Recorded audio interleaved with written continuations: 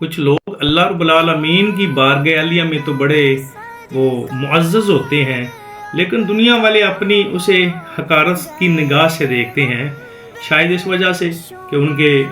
ویسے بنگلے نہیں ہیں، ویسے ان کے پاس گاڑیاں نہیں ہیں، ویسے ان کے پاس گھر نہیں ہے، ویسا ان کے پاس لباس نہیں ہے، کیونکہ ان کے بال بکھرے ہوتے ہیں، ربا اشعثا ابغارا مدفوع بالابواب، اور لوگ اپنے دروازوں سے انہیں دھکے دے رہے ہوتے ہیں،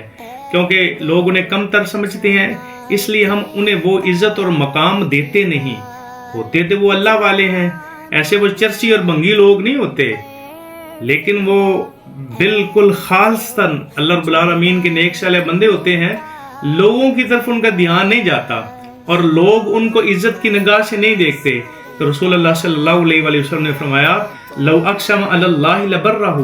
اگر وہ کسی کام میں اللہ رب العالمین کی قسم اٹھائیں تو اللہ رب العالمین ان کی قسم کو پورا کرتا ہے۔ یہ اللہ رب العالمین کو اتنے پسند ہوتے ہیں کہ جب بھی وہ کوئی بات کر دیں تو خالق حقیقی، اب یہ نہ سمجھنا کہ اللہ رب العالمین ان کو مجبور کر دیتا ہے، مطلب کہ وہ مالک کو مجبور کر دیتے ہیں کہ مالک ان کی دعا ضرور قبول کرتے ہیں، نہیں، یہ محبت کا تقاضا ہے۔ جب وہ اللہ کی قسم اٹھا لیں کسی معاملے میں تو مالک محبت کی بنا پر، یہ اس کی شفقت ہے، کیونکہ مالک تو قریب ہے نا، جو اس کی عبادت کرتا ہے، جو اس کے قریب ہو جاتا ہے، پھر اللہ رب العالمین ان کی قسم کو پورا کرتا ہے۔ اس لیے ہم یہ نہ دیکھیں کہ جس کے پاس گاڑیاں بڑی ہیں، بنگلہ بڑا ہے، وہ معزز ہے، نہیں، معزز وہ ہے جو اللہ رب العالمین کے نزدیک متقی اور پرہیزگار ہے۔